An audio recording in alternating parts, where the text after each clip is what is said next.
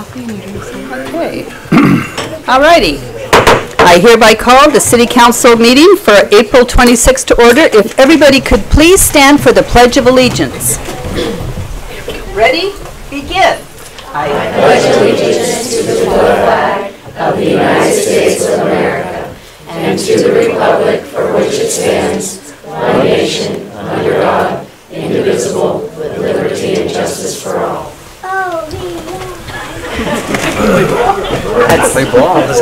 Nice to see a full house tonight. Linda, roll call. Councilmember Andrusik. Here. Councilmember Mercado. Here. Vice Mayor King. Here. And Mayor Sear. Here. Thank you very much. Do we have any reordering of the agenda tonight? No, ma'am. Okay. We move on to public comments. This is your opportunity to speak about anything you want, compliments, complaints. I have 2 speaker slips. If anybody else wants to speak, now's your time to get your slip in. Our first speaker tonight will be Shelley Grand.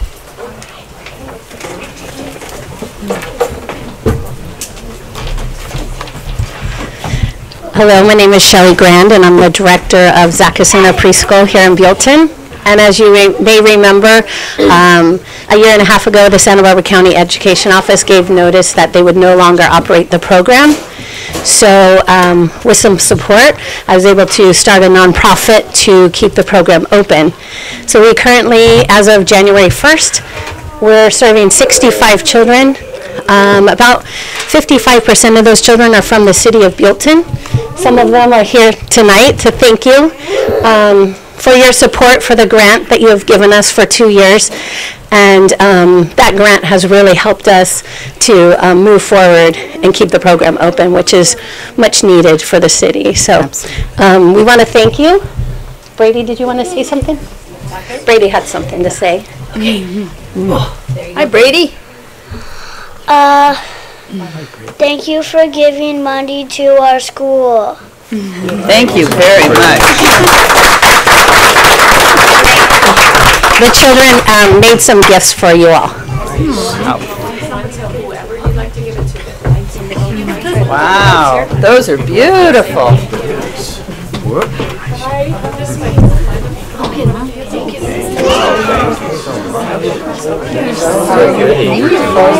Oh, thank you. Wow.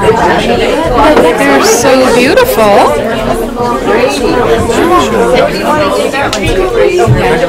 They're going that way. We have one right here I'd like to pass. Thank you. Thank you. Nice to see you. It's just a little one. You got one there? Holly made one? Then how about giving one? And the children wanted to sing a quick song for you before they go, if that's okay? Thank you. Now she got 2. How beautiful. Okay, we got a quick song, too. Thank you. Okay, we're going to sing The More We Get Together. Are you ready? All right. The more we get together, together, the more we get together, the happier we'll be. 'Cause your friends are my friends and my friends are your friends. The more we get together, the happier we'll be.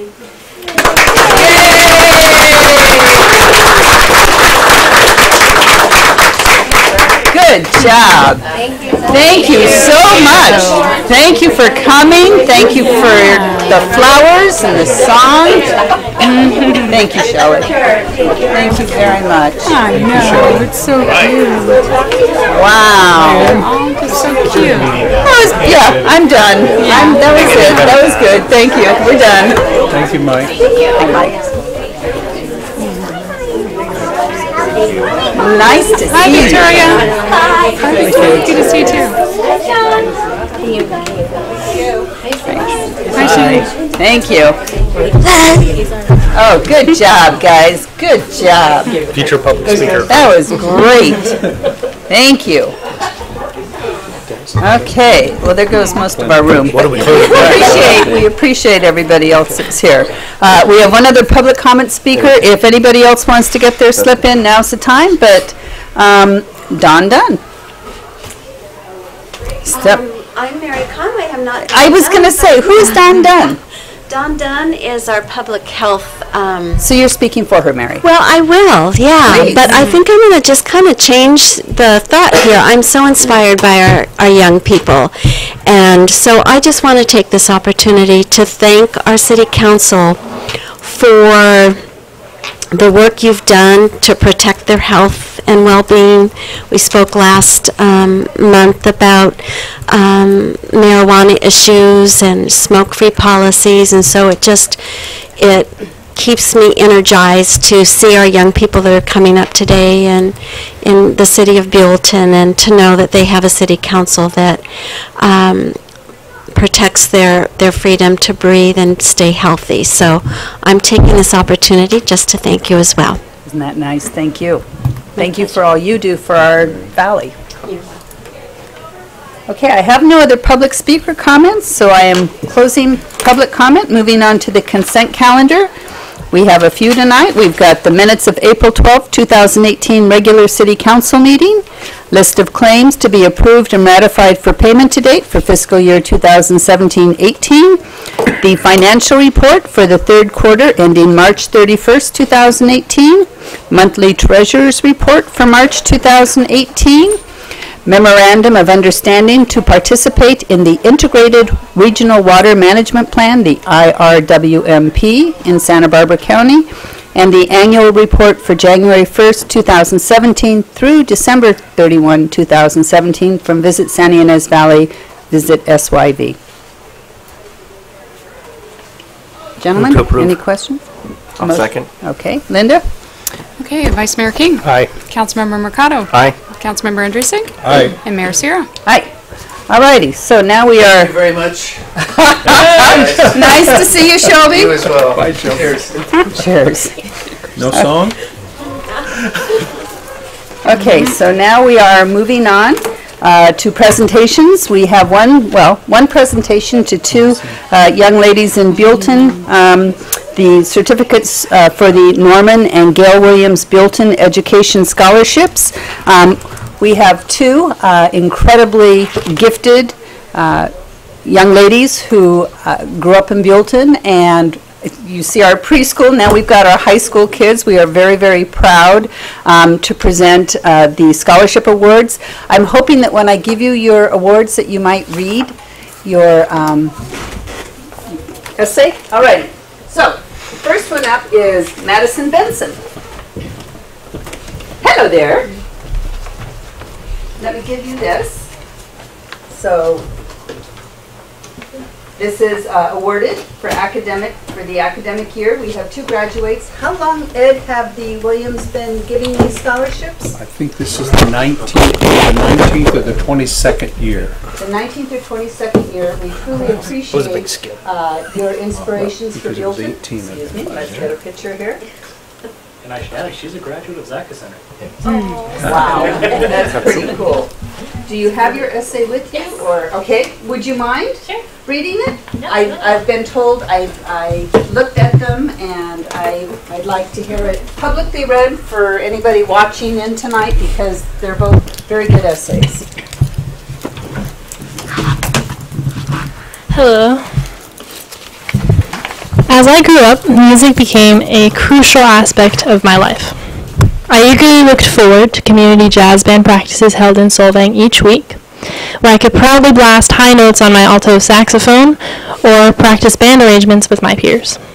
However, it deeply troubled me when the Honolulu School Band came to a close during my 6th grade year. Buellton students had lost their pathway to music and those experiences that I had fallen in love with. Therefore, I believe a beneficial addition to Buellton will be instrumental music programs at both Oak Valley Elementary School and Honolulu Middle School. For young students, music provides more than an opportunity to learn the saxophone or flute or clarinet. Band rehearsals demonstrate to students how to effectively communicate between members of a group. Concert performances enhance self-confidence, and working to develop musical technique provides an outlet for creativity and imagination. Furthermore, just as band has done for me, music programs provide students with an immediate social network of friends and peers interested in a common goal, learning to play music. Hence, struggles to fit in and have a place to belong, which so many students combat, can be answered by a welcoming ensemble of fellow musicians. Moreover, the presence of music in a daily schedule can offer students a brief break from their other studies, meaning they will return more alert, focused, and prepared to learn. In particular, I have hopes that one day a jazz program will be available to the students here in Buellton. For me, learning how to improvise jazz solos has provided me invaluable benefits. The opportunity to play an instrument alone for an audience is an exhilarating, unique experience. From that experience, I have gained both confidence as well as improved musicianship. For instance, the prospect of public speaking once left my nerves on edge. Now, I feel prepared and eager to share my ideas with the world, whether they come in the form of music or words. Overall, I feel the addition of concert and jazz programs to Buellton schools will offer countless advantages to students' social, academic, and creative lives. As the famous jazz trumpeter Louis Armstrong once said, "For musicians, what we play is life." Thank you.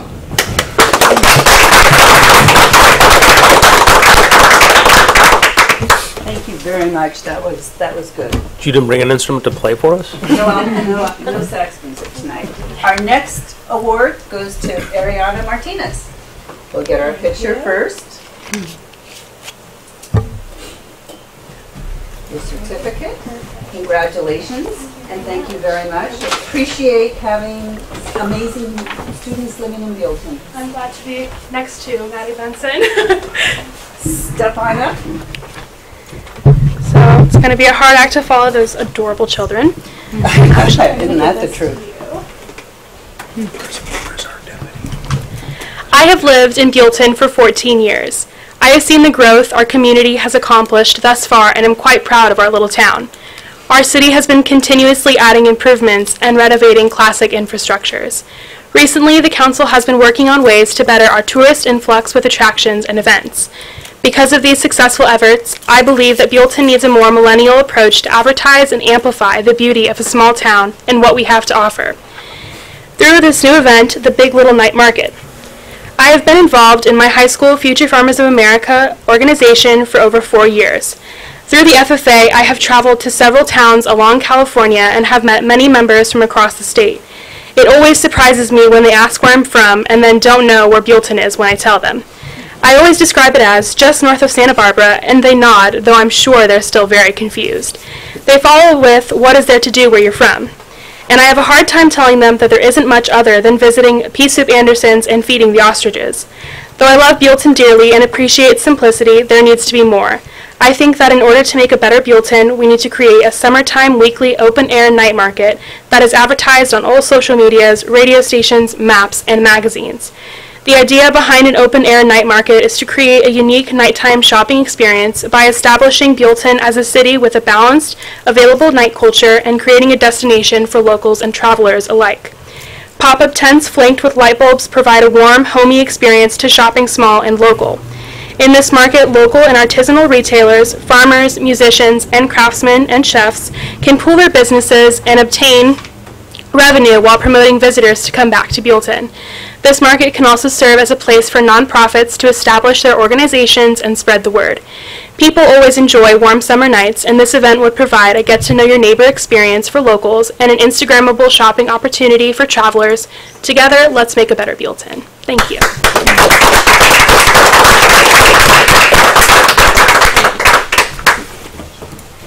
Thank you both very, very much.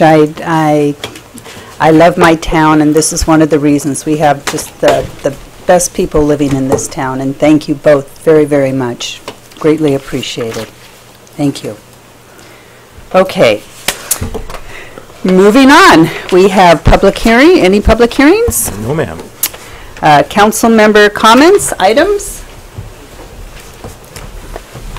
Thank you. Thank you very much. Congratulations, and thank you. Oh, no, I really cleared the room. I know, getting smaller and smaller. We do have a contingency that watch from home, though, so we're good. Any items you want brought back? Any comments? Anything exciting going on in town, like our new artwork on the avenue? Oh my God. Boy, did that start a Facebook storm. Well, that's good. People are talking about it then. That's a good thing. I think it's cool. I actually got up the 101 freeway just to go see it, so. usually goes in the And if opposite I may, direction. there was a request from people helping people for a council item about the adding cannabis to the smoking regulations we currently have in place prohibiting in the public spaces. And so we would look for council consensus on that. Bringing that back? Bringing back that as an ordinance amendment. Certainly. Yeah. Yes. That So works. they would tie together. There's no conflicting.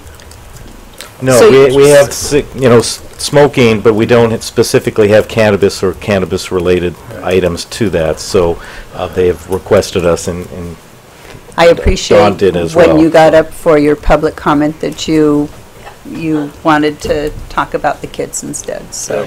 and it's pretty simple of a ordinance amendment, just to add cigarettes, add cannabis to cigarettes as smoking in our parks and things like that. And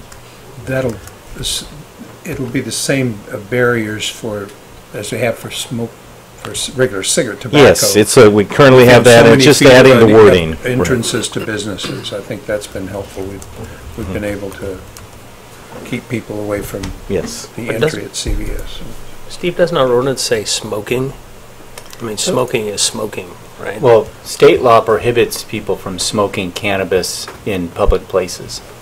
So the question is, what is a public place? It's not defined, but if you look at the court cases that define that in the context of other laws, a public place is any place that a person can reasonably access without a barrier. So that would include parks, sidewalks. It would also include parking lots, whether they're public or private, as long as someone can access it without having to go through a barrier, or whether, it'll depend on whether it's blocked off or not. Doesn't really depend on whether it's public or private. It just depends on whether you can reasonably access the property. So that's already in state law. You can also, anywhere you ban tobacco smoking, then marijuana or cannabis smoking is also prohibited by virtue of state law. So we could take a look at our local laws and ordinances and just make sure that there aren't any loopholes or any places where someone could make an argument that they are not in violation of state law. We certainly have the authority to enact additional health and safety measures, and I think it would be worth taking a look Yeah, at those. we'll take a look at the wording, and if it's already in place and we don't have to do an ordinance amendment, then we can report back. Because I don't recall it saying specifically tobacco smoking, right? Didn't it just Yes. say smoking? So I think that it would There take was- it. I mean, you can it's- throw it in there yeah. just for safety measures take a and look. just say, okay, well, it's both. Well- But I think it says just smoking. Because that would include pipes, Yeah. cigars, cigarettes, and now marijuana. Yeah, so we'll take a look at it. Vaping too? That's just what I wanted to Sorry, ask. I don't think you're because gonna get away with that While one. we're doing that, I mean, the vaping seems to be creating a. Well, real issue. under state law, says under the laws governing cannabis use, smoking includes the use of electronic devices. And we have electronic devices already in our code, I believe. But we'll take a Spell look out and see vaping. whether there are any Because that seems to be gaps or any the loopholes. buzzword for it. Terrific. All righty. No other comments, items? Thank you, Mark, for bringing that up. Written communications? No, ma'am? Committee reports? I know we got a couple of them. Art? I have one. I'll just mention it. Brad, I won't take your moment away from you, but we did have a joint facility Buellton City School District meeting, and it did, I think we came to some good understandings. And I saw Rose had sent you some information on changing out some of the water issues that we might have. So it was an informative meeting, and I'm going to let your presentation go forward. Thank you very much. Councilmember Andrusik? I had it under council comment because it was a follow-up or an event we had last Wednesday. It was a great mixer for the city and the community. A lot of people had never been to the Pork Palace. And the chamber organized a mixer at Pork Palace south of Buellton. That was very well attended. I think we had over 100 people were there, but that was a great chamber event. But as far as committee reports go, this morning Central Coast Water Authority met at 9 a.m. We visited the the issues of, let's see, I think it went up 5%. Our allocation had been reduced to, water allocation had been reduced to 25% of our allocation. I think it's 30%. It went up 5%. Ray announced that this morning. So that was a good meeting. I had to leave the meeting before it completed to get to the quarterly awards at Vandenberg, but that's another great event that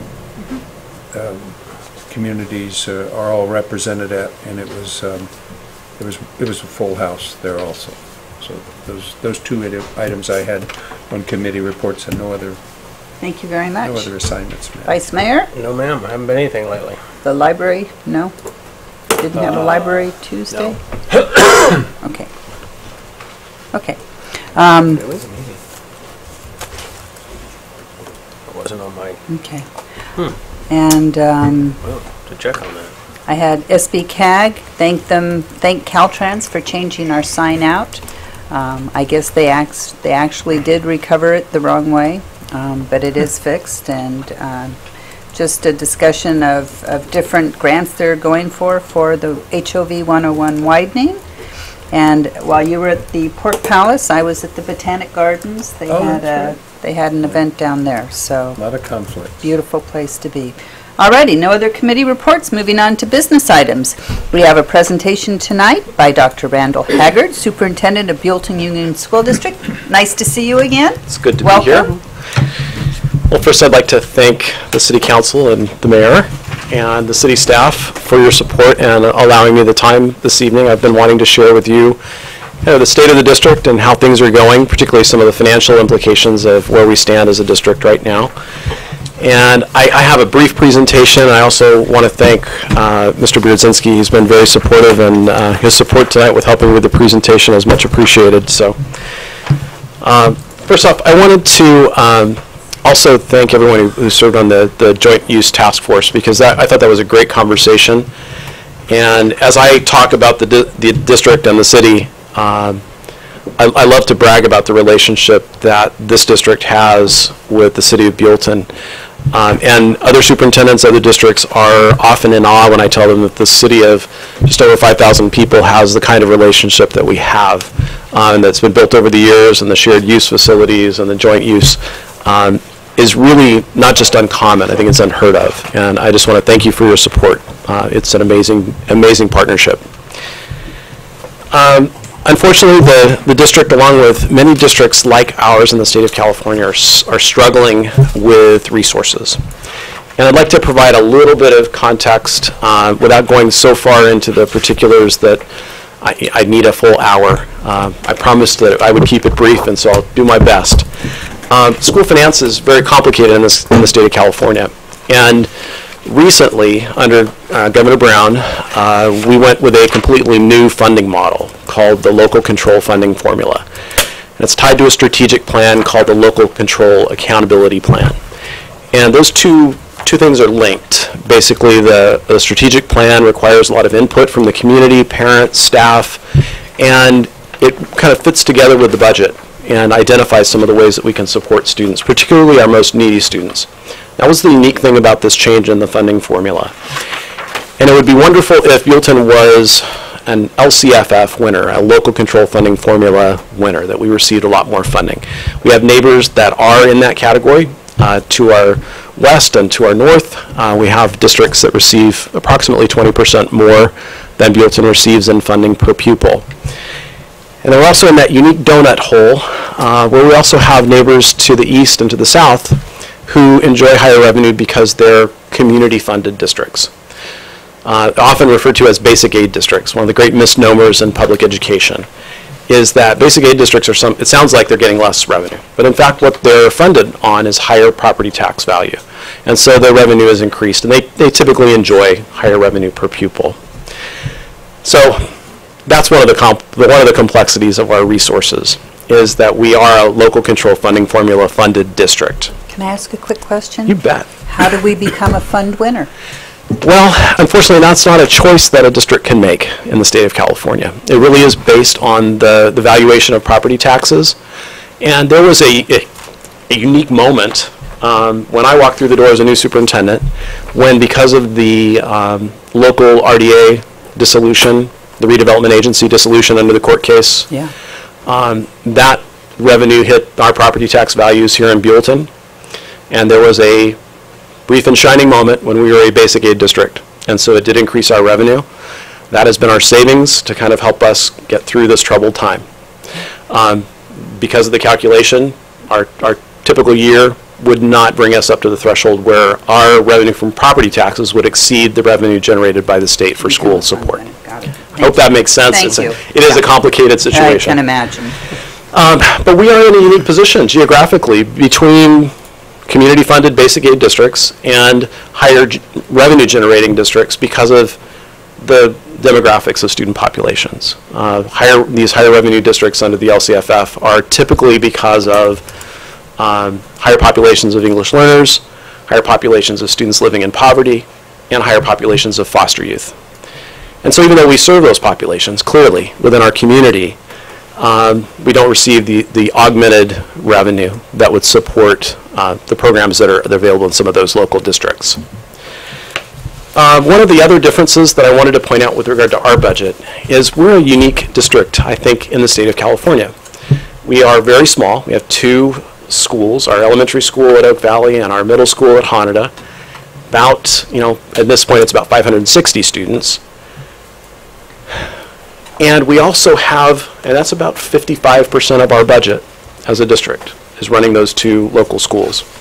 We also are the administrative unit, and we oversee the financial resources, personnel, and program for the San Ynez Valley Special Education Consortium.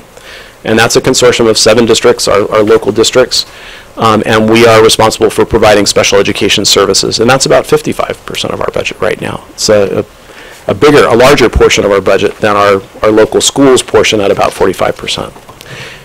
That consortium, I haven't found another one in the state of California. It's unique. It has kept our special education costs low, but it's a unique structure. One of the things is I've talked about the budget in lots of places this year. It's really hard to talk about some of the challenges that we face with reductions in staffing, because some of those things we can't talk about because they're confidential because of personnel, and we want to be really careful to protect that information about them. But because of where we stand with our current budget, we are having to address some of those problems through reductions, and about 85% of our expenditures in the district are on personnel, or salaries and benefits. So that's a very high proportion of our budget. We're in a people business. And then the last thing, and this is a story that I haven't told to anyone yet, but I had wanted to share in our first town hall a couple of weeks ago. Unfortunately, I had to miss that because of a family emergency with my wife. But I think it's really important that everyone understand what's happening with the school district, that we be as transparent as we can about the budget, and that we provide the information the public needs to know. I was on a Monday. We release early, and we have Boys and Girls Club, which has been an incredible program to add to our district. It's really supported families, and they've been a great program. But our buses get overloaded when we have one release, and some of our kids have to move from Oak Valley to Hanada on the bus. So a couple of Mondays ago, when I was preparing the presentation, there were 2 kids that were left, and they were going to have to wait for somebody to come back and pick them up. And I said, just hop in my car and let's go to Hanada. And as we were driving, my first question for any child after the end of a school day is, so what did you learn today that you didn't know before you came to school? And so they told me about their math lesson and mixed fractions, and it was they were brilliant, wonderful answers, made me really proud of our teachers and our kids. And as we drove around the school, they started asking me questions. And their question was, so who owns the school? And my answer was, the whole community owns the school. And it's one of those things that was just sort of mind-blowing for them. That this was not something that belonged to an individual, not something that belonged to any group. It belongs to the community. And so we talked about, this is the greatest free thing that you'll ever experience. The ability to get an education in our country is profound. And to be able to watch kids, do the Pledge of Allegiance and, the OV salute is just, such a powerful thing. So I appreciate your support. I wanted to share all this information, and I think it's important that it be out there. I will put this presentation on our website for the district if you have any questions, because we are going to demonstrate some resources that I think might help for the public to understand what's happening.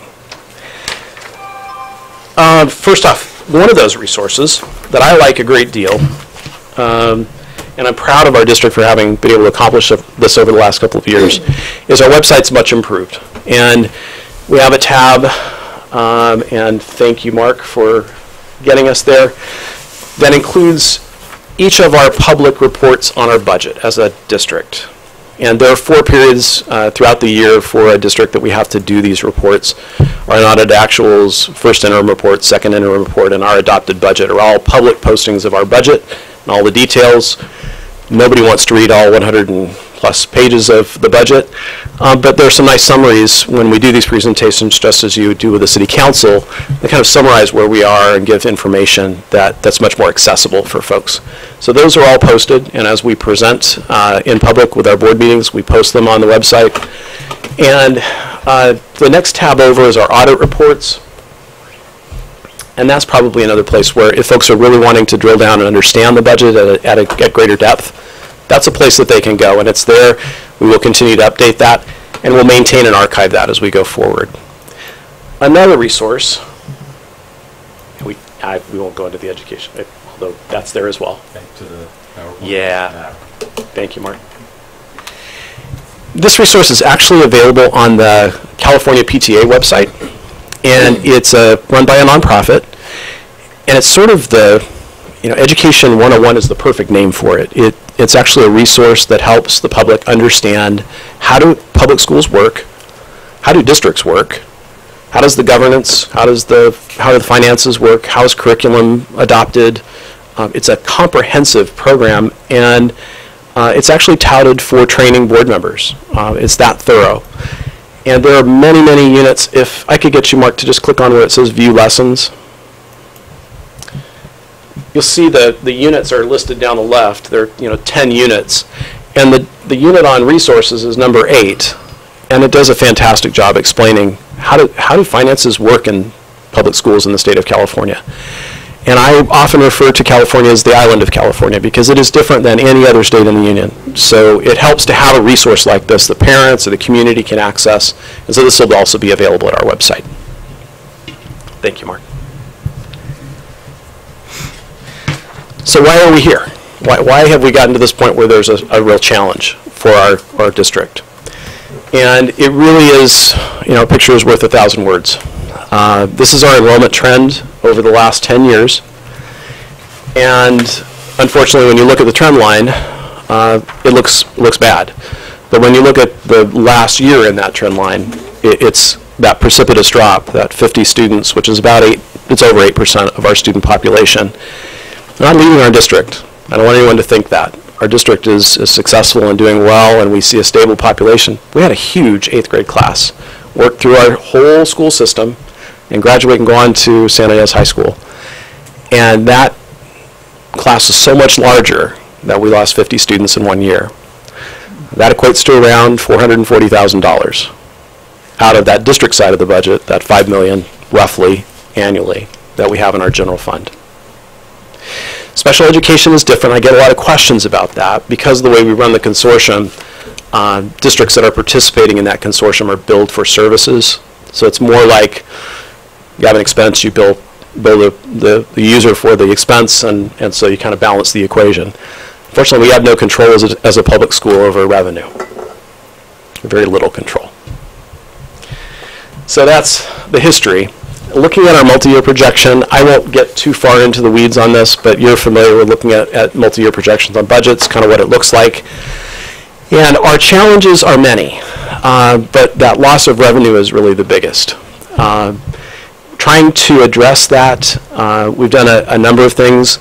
We did begin looking at reductions last year and made some pretty significant reductions in anticipation of what might happen with the loss of all those kids. When I came into the district, there were projections of very high increases in enrollment due to some of the developments here locally. Unfortunately, those have not yet materialized, and I want to continue to say yet, because I believe that as we move through time that we may see some more families moving in with small children, but unfortunately in this year when they were supposed to have arrived, they have not yet. So we are seeing that 50 number hasn't moved much. There are some promising signs. We have a really good enrollment coming in at kindergarten from our kindergarten roundup. We also have kind of low numbers right now, and it's a moving target with our transitional kindergarten, our TK numbers, our younger kids. And so it's these fluctuations in a small system that make it really, really hard to kind of respond to the loss of revenue. One of the things that we've done, the board in its wisdom set aside that additional revenue from that time that we went into a community-funded kind of formula and designated first paying down debt. There was some remaining debt instruments from the construction of Oak Valley. The last payment on that will be next year, and so that will be, so that'll be a help. And then as we've moved forward, one of the things that the board has decided to do is in the next 2 years, when we're seeing these really tough financial times, pulling from those resources to pay the bills. And that's a challenging position to be, because in that second out year, those reserves are not completely depleted, but they're getting awfully close. So as we move toward our adopted budget in June, which only in the state of California would a school district have to adopt a budget before we even know what our revenue will be for the next year. We have to adopt our budget before the state adopts its budget. We're hopeful. The governor's budget is looking pretty solid. But again, we're in the lowest quartile of funding for local control funding formula schools. And I believe most projections, as we're moving toward that full funding, is that California will rank somewhere between 41st and 47th in the nation in per pupil funding. It just depends on who you listen to. None of that's in bottom 20% for the 5th largest economy in the world. Isn't really where we should be. Looking at the actually we won't go back to that. If you have questions about that, I'd be happy to answer and go into more depth if you'd like more information on where we stand right now. But that bottom line, as you see that percentage going down on our reserves, that's the cost of, that's the implication of spending down savings to pay the bills. And in California, school districts are mandated to maintain a 4% reserve minimum. That's about 2 weeks of payroll. So what are the next steps? How do we address a challenge like this? Because I prefer to be an optimist, and I want to be able to look forward and say, yeah, we're going into a storm, but we can batten down the hatches and sail through and come out the other side into calmer water. It's not easy. And so one of the things that we've had to do is to look at reductions, and because 85% of our budget is in our staff, we have had to make staffing reductions for the coming year. That is not a great place to be. It's an awful thing to have to do. What kind of reductions are you looking at? I know you say you're down $440,000. That's not going to do it. But right. How bad are you looking at reductions? We're closing, of $330,000 was what we were anticipating needing to fill in terms of that proportional amount of that loss in revenue. We were shooting for about $230,000 this year, and we actually got further with some retirements and additional, we're trying to reduce the impact in terms of classroom teachers. So the reductions in classroom teachers is actually less than our loss in enrollment. We're trying to maintain the low class sizes and the programs that we have. The challenge is that we're also having to reduce ancillary services, support services, and that's hard. Thank you. Thank you. Madam Mayor? Dr. Yes, sir. When municipalities have their retirement obligations also, yes, and they're usually for the life of the retirees. How do the teachers work? Do you send them money, or who pays? Is it a partnership because they contribute, I'm imagining? It's a great question.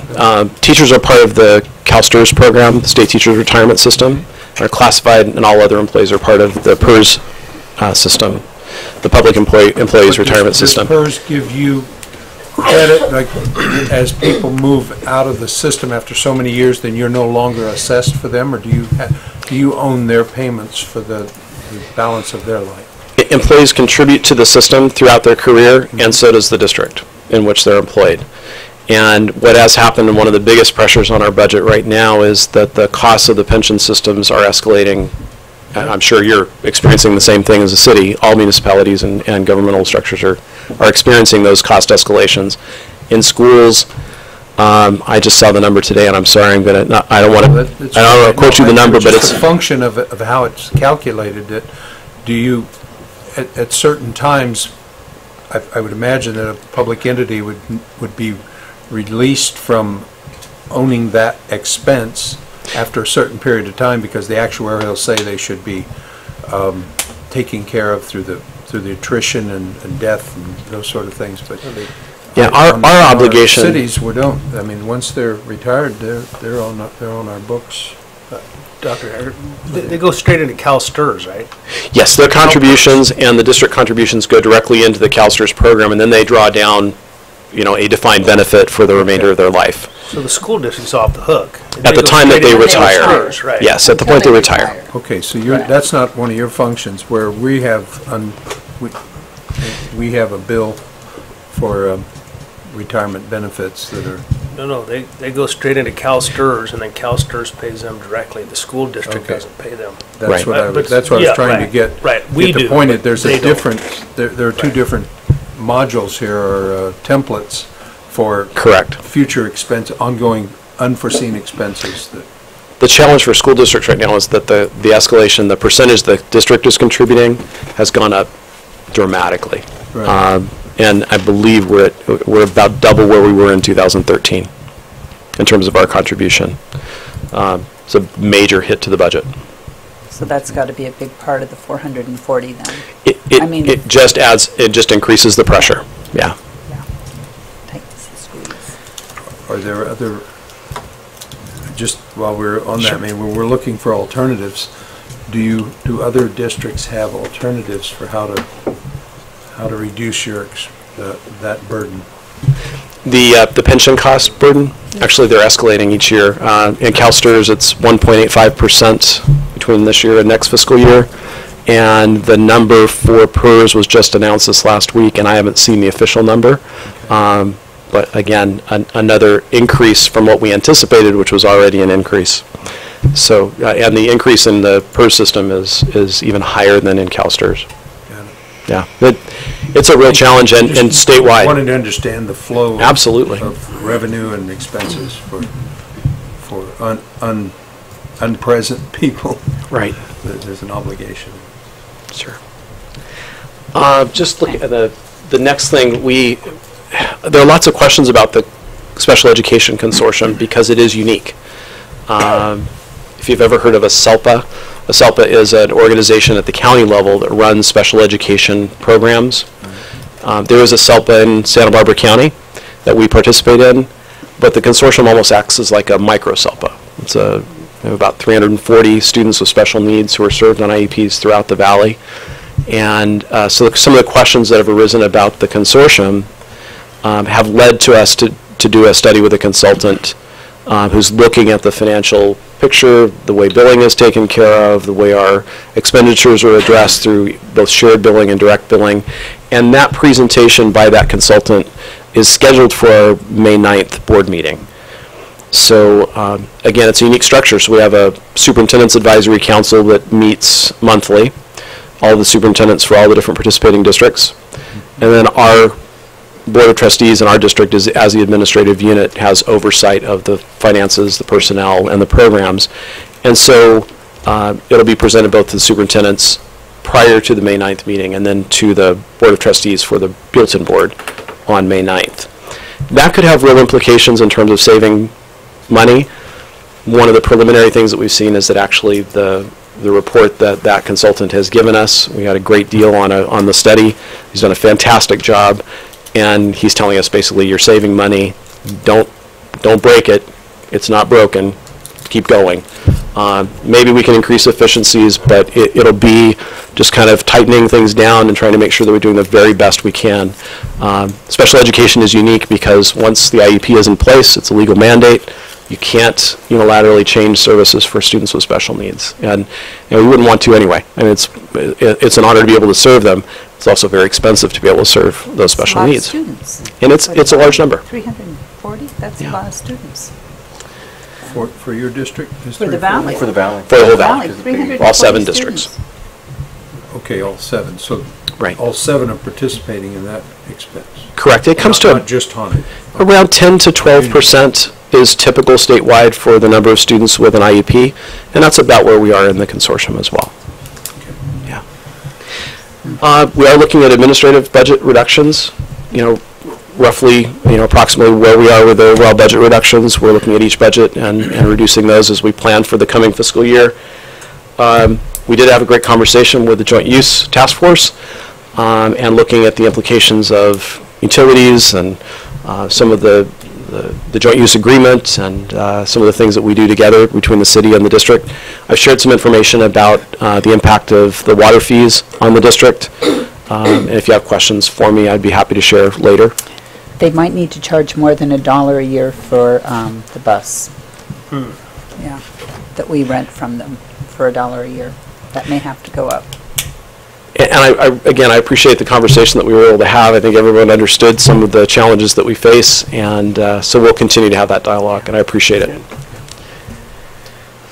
We have had a lot of conversation among parents and community members about forming a foundation. There was an existing Buellton Education Foundation that I believe works with the library or may have some connection to the library. There's been discussion about forming another foundation. I know that's really helpful in many districts. Foundations are independent from school districts typically, at least that's the advice that I have been given. They have a separate board, separate financial reporting, and separate bylaws. And so that's an opportunity that I believe the community may engage in, whether it's the Buellton Education Foundation. There's a group talking about forming a Hanada and Oak Valley Youth, I think that's where the joy comes from, foundation. And we have a tremendous PTSA, and you've seen their work for years and years. They do a tremendous amount to raise funds and provide support for the schools, and we want to make sure that we preserve that partnership with them and don't endanger that in any way. They're working really hard. We do have another measure, or at least a consideration before the board on May 9th. There are 2 ways that school districts can generate revenue for themselves. One is a bond, and in 2012, Buellton Union School District passed a bond, and those dollars can only be used for capital improvements, facilities improvements. And so we're kind of coming to the end of that cycle. We have some dollars that were generated by the sale of bonds in the summer of 2017. The district delayed the sale of those bonds in order not to overburden taxpayers. So they used a debt instrument up front and then paid that off with the sale of the bonds. That worked out really well. I don't think we could have timed our bond sale any better. Generated about $660,000 in additional revenue for projects. And so we'll be looking at that with our Citizens Bond Oversight Committee on how to move forward with those projects. But those are definitely restricted dollars. The other method that school districts can use is what's called a parcel tax. And they're pretty popular in the Bay Area. One local district has a parcel tax initiative on the ballot in June down in Santa Barbara, Hope District. And I just spoke with their superintendent this morning, and they're very excited about the prospects of having that parcel tax pass. Parcel tax can support general fund expenditures.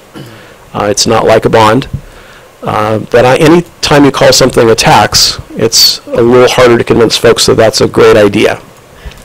And so we did a survey. You may have been called. Different community members were called with the survey, and the results will be presented to the board on May 9th as well, with a kind of feasibility. Is this something that the board may consider moving forward with? And so I don't want to preempt that, but that will be coming up on the 9th, and the board will then probably bring that back for a decision in June. Whether or not to include a measure such as that on the ballot in November in the general election. And then the last thing, and I encourage everyone, because this situation is not unique to Buellton. This is an experience that lots of districts around the state are experiencing if they just happen to have the demographics that don't provide the additional revenue. And that's that there is an initiative or a measure before the legislature. Our local assembly person, Monique Lamone, has spoken about it regularly, AB 2808, and has moved out of committee and is being considered. I will tell you, I heard her comments last week at an event where she made it clear that sometimes a a legislative initiative like this is a conversation starter, and AB 2808 is definitely one of those. The increase in revenue would be dramatic under this proposal. Whether that makes it all the way through the process, my crystal ball hasn't come in yet, but it at least starts a conversation about the adequacy of school funding in the state of California. And I would really encourage anyone to find out more about that initiative, find out, the ways in which our local representatives can support those kinds of increases for schools, because for our economy and for a wonderful place, the wonderful state that I was born and raised in, to languish in the bottom 20% of funding per pupil, when it's one of the greatest economies in the world, just seems really wrong. So I appreciate your support. I'm happy to take any questions you have. I would like to invite you. We have a second follow-up town hall. Because of my family emergency, I wasn't able to be there at the last one, but on May 1st at Honda School at 6:00 p.m. We'll be having another town hall meeting where folks can ask questions, talk about some strategies for moving forward. And I'd like to publicly thank Kathy Reland for moderating our first town hall and being willing to hopefully be able to do that next week. And we're looking forward to getting continued input from the community and all the stakeholders. Thank you very much. Thank you very much. Did you guys get the water? I know you didn't talk about the water, wastewater, but it's something we need to, council should look at anyway. Yes, I did. I didn't hold it up here. Well, I would be happy to come back and talk more. I think we've begun a conversation that's really productive, so I just wanted to share the information with the city council. And while I'm up here, before I just walk away from the microphone, one thing I'd like to ask the city council if you might reconsider. We talk a lot about school safety, and we talk a lot about some of the horrible violence that's occurred in our country. Sometimes school safety is as simple as getting folks to slow down around a school. And so I'd really like to ask that you reconsider the safe routes to schools that you considered last year, and at least take another look at ways that we might be able to provide a safer context for our little ones. So thanks for the time. Thank you very much, You Doug. bet. Thank you. Question? Certainly. Just A couple to verify, questions, did yeah. you say that your PowerPoint is on your school district website? I will post this tomorrow to the website. And there will actually be two. I've got a slightly different version that I'll be presenting at the town hall meeting next week. And both of those will be presented on our main page on our website. Thank you. Dave? Let me see if I got this correct. There's a basic fund and a community fund. Those are two funding sources? Are you talking about different ways schools are funded? Right. Parcel tax. Property tax is basic fund. What is community fund? Typically, basic aid school districts call themselves community-funded school districts because it's their community's property taxes that are funding their local school. So one is based on attendance, and what is the other one based on? Ours is based on attendance. That's a local control funding formula. Okay. And so when I was in school, I could get the mommy note, and the school still got the resources when I wasn't in school. That changed about 20 years ago. And now the student isn't in the seat present in class. The school district does not receive any resources to run the programs that are run for the district. So Buellton Union School District is a local control funded formula school. It's funded by pupil attendance, and a basic aid or a community funded school is funded from property taxes that exceed that level of funding from the state. My sister had to pay for her children to not go to school because the school wasn't going to get paid. She would get the bill for the day that she missed. She had to pay the school. It was interesting. So I have another question. Why, I know they're funded differently here in the Valley and all seven districts. Why can't this be one district? It's a great question. And actually, I didn't point out, I have a list of questions. We had some frequently asked questions about a month and a half ago that I posted on our website that will kind of respond to some of those kinds of questions. That's wonderful. And also some from the last town hall. There's about an 8-page document. I apologize for the length, but it was important to get that information out after the last town hall. That's a great question. Unification of districts used to be incentivized. There was a way for districts to, have additional resources to kind of consolidate and create a single district. It's no longer there. The funding formula changed, and so there's no incentive for districts to consolidate. And so one of the things that's really tough is when you have districts that are community funded and districts that are LCFF funded, it's kind of an unequal marriage. There's a definite loser in that marriage in terms of their loss of revenue. So it's hard to convince community funded or basic aid districts to enter into a unification or consolidation with a local control funding formula attendance-based district. We do have a neighbor in Solvang that's also an LCFF district. One of the first questions you have to answer in any unification is community identity. Are there distinct community identities with the districts that might be consolidated? And I would say there are clearly distinct community identities between Buellton and Solvang. Even though there's a lot of commonality in terms of student population, the demographics of the schools, the funding of the schools, Solvang is the only other LCFF district in the valley. Theoretically, if you did unify all the districts, wouldn't that be cheaper to basically administer? I would think so, yes. And in terms of economies of scale and reduction of administration and all the things you would think would have made that make sense, I think I told someone at lunch today it would have made sense about 30 to 40 years ago. It's much harder to accomplish that now. That's not that it couldn't happen. There was a study done in 2005, and it pointed out just the things I've told you about the challenges facing. And that was before the implementation of the LCFF new funding formula. That was when there was still some incentive, but there were still problems even then. Okay.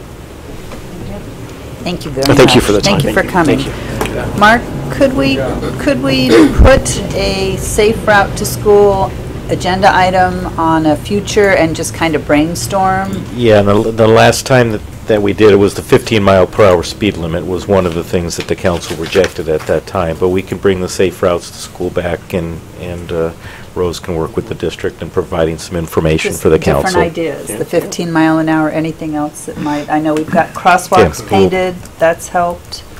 But yes, we can put that on upcoming agenda. Thank you very much. All righty, moving on to agenda item number 9. Resolution number 18-08, a resolution of the City Council of the City of Buellton, California, adopting the engineering and traffic survey, speed survey for various locations. Ms. Hess. Thanks, Mary. Thank you, Madam Mayor, Member City Council. Excuse me. Here. For you have resolution number 18-08. Regarding speed surveys that the council authorized staff to complete. We're able to do all the locations requested on avenue flags from the South City limits up to Haneda Park Road and Central Avenue between Highway 246 and Haneda Park Road, and then on 2nd Street between Ireland and Central Avenue.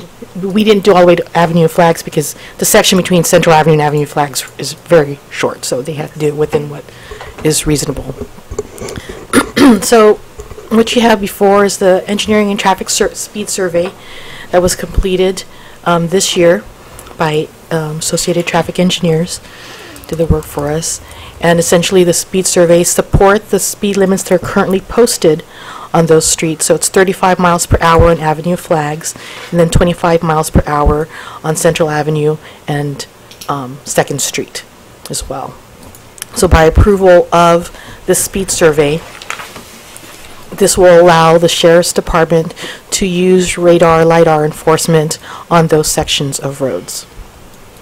So with that, I have, if you have any questions, I'm hopefully able to answer them for you. Certainly. Staff recommends approval of the resolution. Any questions for Rose? And I don't have any speaker slips. I have one for the next agenda item. I don't have any for this, so I close it to the public, bring it back. I have one question. So now that we've done the speed survey, we can get our patrol officers out there to site to actually write tickets up. It's posted, the speed limits are posted. We had a problem where the speed surveys had not been done, correct? Correct. So now we can enforce. Yes. We approve this and we can get officers out there because Central, I was curious to see all the accidents and incidents that have gone on in those areas. So, Yeah. yeah. Madam Mayor? Yes. With the exception, we have to put signs at city limits that say speed enforced by radar. Correct, Steve? And enforcement is by radar and LiDAR. I mean, they can go out and enforce now. And that has to be on the sign? Well, it has to be posted, I believe, on the city and entryways, right? I'd have to take a look at that. But I know the survey here is just to enable, to enable an Right. officer To move to forward. enforce this posted limit with Well, a radar and LiDAR. They can enforce it, Yeah, they can enforce now with other means. but they, Well, yeah, but they almost have to be riding with the person, and these areas are so short that, I mean, it's much easier. That's why we went ahead with the speed survey. Yeah. But as I recall, when we did it down in Santa Barbara, they had to put signs up. They had to put signs that said enforced by radar. I'll check with Rose and we'll make sure all the Yeah. proper signage But is We'll up. double Otherwise, check it's with the Sheriff's unenforceable. Department. They didn't mention that, the need for that. so- You might want to ask them, because we did some surveys down in the unincorporated areas, and they had to put signs up that said speed enforced by radar. And it doesn't have to technically say LiDAR, I don't think, but We do you know. have one coming from Salt Lake. Remember that one we got in? we'll get the appropriate signage you. up when we Yeah. do that. I think you just have to give Yeah. notice. Yeah. And it only has to be the 246 and 101 Yeah, corridor. I think it's only just like the main entries to the town that says speed enforced by radar. Well, I mean, we had the main reason this came up was because of the resident on Central and Second who were complaining about the speeding with children. So I want to be able to move forward. Otherwise, a smart lawyer would get you out of that ticket. Amazing. All right, well then, I would go ahead and move to approve resolution number 18-08, resolution of the City Council of the City of Buellton, California, adopting the engineering and traffic survey, speed survey for various locations. Second. Do we need a roll call on that? Mayor Sierra. Aye. Councilmember Andrusik. Aye. Councilmember Mercado. Aye. And Vice Mayor King. Aye. All righty, moving on to resolution number 18-09, a resolution of the City Council of the City of Buellton, California, approving fiscal year 2017-18 and 2018-19 biennial budget amendment to include SB1 compliance requirements. Ms. Hess. Thank you, Madam Mayor, Member City Council. So this item is regarding SB1, which is the recent gas tax, if you will, for additional roadway improvement funds that's distributed to the local agencies. So we did this last year for fiscal year 17-18, and then we're doing it again for projections and for also council reviewing and authorizing the list for projected road improvements for 18-19. So that's what you have before you tonight. The allocation that we're expecting for fiscal year 18-19 is $169,000, and this is used to supplement our existing general fund expenditures towards road improvements.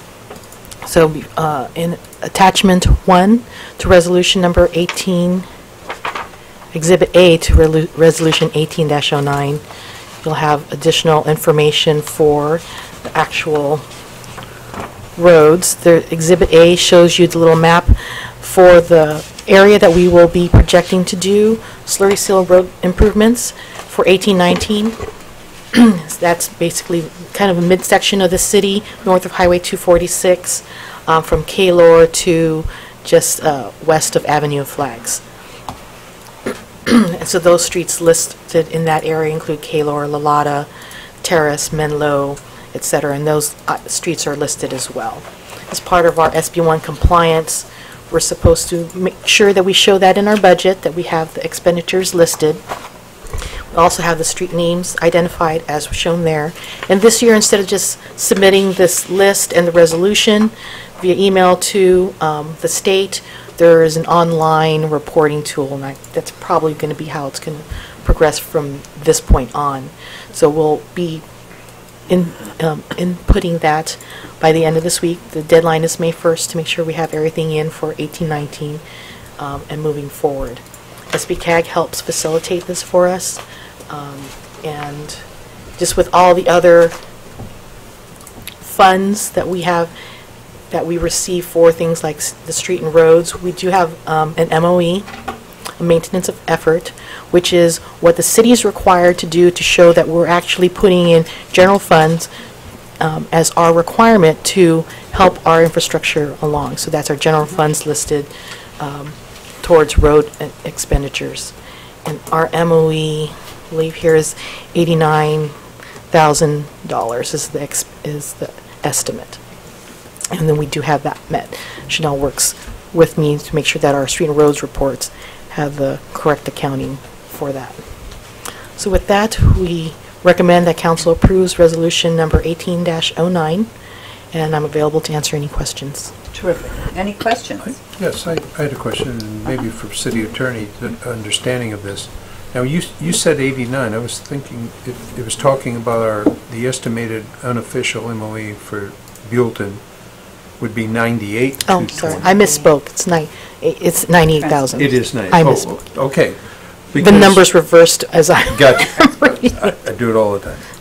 But we've witnessed that during our lifetime, we've seen programs get, for example, the more more officers, patrol officers were handed out like candy to communities, but then there was a hook to keep those for perpetuity or give back money. Is this money stream? Are we following the money stream? How did the money come to us, the 169, and are we guaranteed that we're going to have one MOE of 98, or is that going to be an annual cost? The 98, that's an annual cost. It's the same type of expenditure requirement that we are required to do for gas tax and Measure A. It's the same and this number, is the same traffic money. study, so it's an ongoing. It's towards maintenance of our streets. It's just the maintenance, not right. Okay. Mm-hmm. But is there? How secure is the 169? That's the allocation to us that we're receiving. Correct. From SB1, and they're anticipating we're going to get 169 and spend 98. Correct. Okay. And is there any kind of escape clause if it flips and we're spending 198 to get spending more money than the MOE? No. Do you have any No, we try to stay as close to the MOE as possible. We do that with all the road projects. Every now and then it fluctuates a little because of the cost of the different projects. Yeah. Little would be the key word then. So you don't see it mushrooming on us in 3 or 4 years, 3 to 5 years. And of course, the legislature could require us to put more curbs or more you never know. What they call for the blind. At every intersection, we've got a blind crossing warning. Okay. Any other questions? Okay, I do have... Just one question. Certainly. Are the odds in our favor that we would get more than 169? No, they do the allocations based on population. So year to year it might change, but right now that is the estimate. Okay. $5 or $10 maybe. We do have one speaker, Marcelo Saquia. Please stand up. Please. Nice to see you. Hello. For the record, I'm Marcelo Sarkia. I live at 380 Oak Tree Way, and I would like Oak Tree Way and Twin Oaks to be added to your maintenance.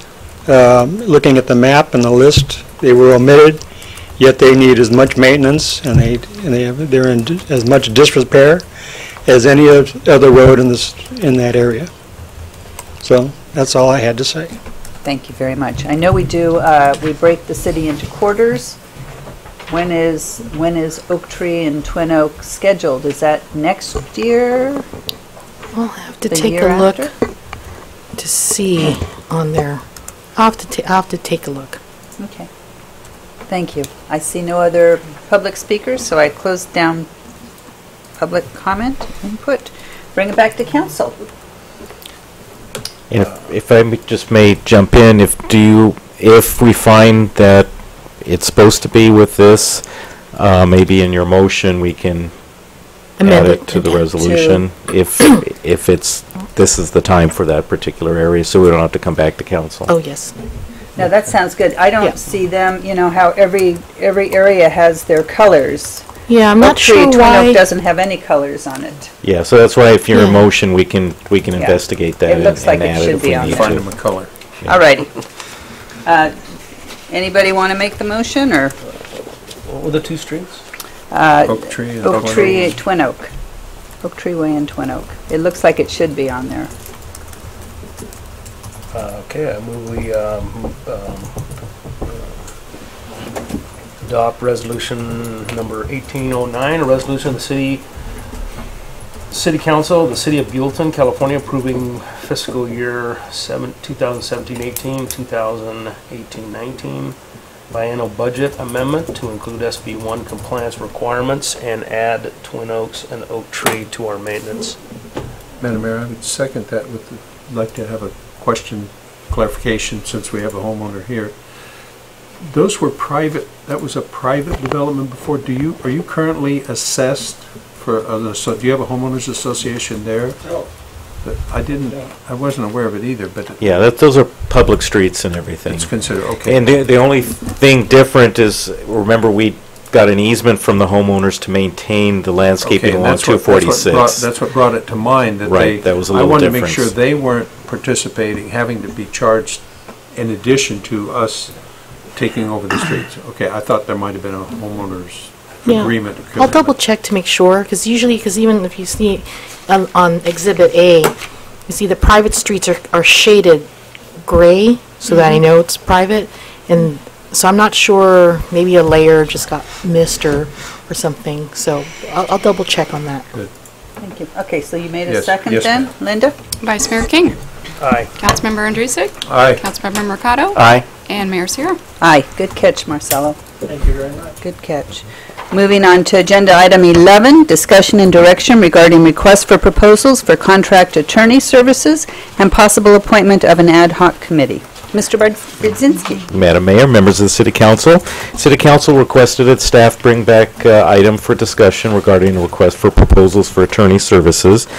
Burke, Williams, and Sorensen has been the contract city attorney since incorporation, and their retainer includes all forms of attorney services. They have all the staff available in-house and don't have to go out unless there's special litigation for other attorneys. So if you choose to go out for an RFP, I would recommend that we try to get a medium or large firm similar to Burke, Williams, Sorensen, so we get all of these services under the existing retainer. One or two attorney firms will give us low retainers, but then have to hire at the city's expense extra attorneys for everything that's going on. So when I do the RFP, I'd like to set it up in that direction. And I would like the council to consider an ad hoc committee of 2 council members to assist me in reviewing the RFP before I send it out, reviewing the responses to the RFP, reviewing the proposals, and then making a recommendation to the full council. So I'm looking for agreeing by consensus to direct staff to develop and issue a request for proposal and appoint 2 members of the city council to an ad hoc committee to assist the city manager in preparing and issuing the RFP. That concludes my presentation. So, I have a any question questions? for- Certainly. Mr. Brzezinski. Mark, do you have a template, or are you, I mean, maybe our accounting tells us what services we currently are receiving so we can put apples and apples together? I have that, and I've listed that in this. Plus, I've done a listserv with other city managers, and I have about 10 or 12 recent RFPs from other cities across the state that list the various services as well. Okay, so we would, I mean, most of the, everyone that has applied for, when we've had RFPs, have given us their the history of the services they do provide, and so if it's put up front, then no one's getting blindsided saying, well, we didn't bid on that. That is correct. So I will be putting that together, and then the ad hoc committee can take a look at it, and I can, we can discuss that before we send it out. Thank you.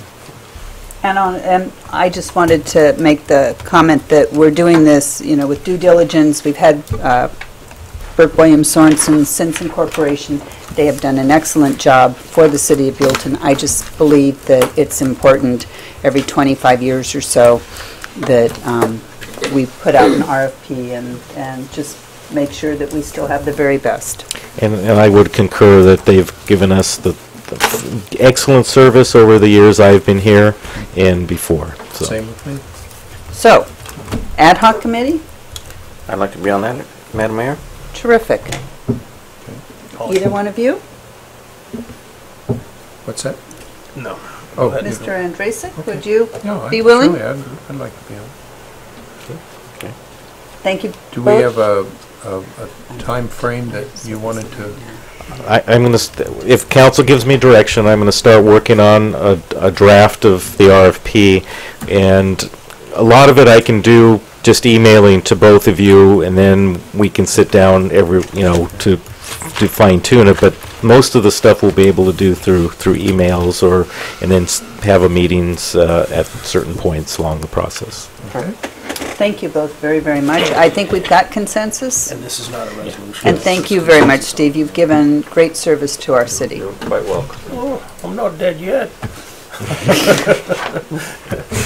Bring out. City manager's report. Mr. Beardson. Thank you. Be nice. We have Mark got the one graphic left to publish the specific plan officially. So just one graphic that we're tweaking, and so we'll have that out shortly. Irma's stressing over that to get that out as soon as possible. But we've been doing it with staff, trying to get that done and not incur any additional expenses on that. So just heard word that a boutique hotel and a less boutique hotel owned by the same company is ready to submit for the Crossroads village-specific plan area. So either tomorrow or Monday, they're planning to submit actual applications. So that'll be interesting. Yes. A boutique and a non-boutique. Yeah. Well, different price ranges, but they would have like a conference center that both of them could use, so people could stay at less expensive as opposed to boutique type of thing. So we'll see if they said they're coming in, so okay. we'll do that. That's the horseshoe, the That's defined correct. area. Is Yes. that 4 acres? Was it Yes, a 4 acre parcel? I believe it's 4 acres. You're correct. Okay. So they're not going to be asking to shrink or grow that. No, they're going to use the whole property. They're Planning landlocked by now. Planning Commission reviewed the ARCO station at the upper end of the avenue, and the applicant is willing to do the tweaks that staff and the Planning Commission have requested as far as the Art Deco and design. We did have one issue with the driveway onto Central, but we found out that is just for tanker trucks, and they have to come in a certain way because it's only on a certain side of the truck. So that will be a controlled access point only for tanker trucks when it comes in, and it'll be sealed, so there will not be extra traffic going along Central in that area. And everybody was agreed that that was a good solution, and so that they'll be working on plans and getting that back in to go to Planning Commission. We have signs up at the dog park saying the bathrooms are over at the park and not to disturb the residents. So Thank you. I took pictures of that today to send to Linda Goodwin. Thank you. And you just received our sales tax information that from last quarter to this quarter, we're up, so like, I don't remember the exact. yeah, so it was a nice jump from last year to this year. To last so. year, same period last year. It's for the holiday quarter for 2016. Yeah. Anyway, that concludes Alrighty. my report. Thank you very much. All righty. Well, I adjourn this meeting. We'll see you all Thursday, May 10th at 6 o'clock. Same place, same bat station.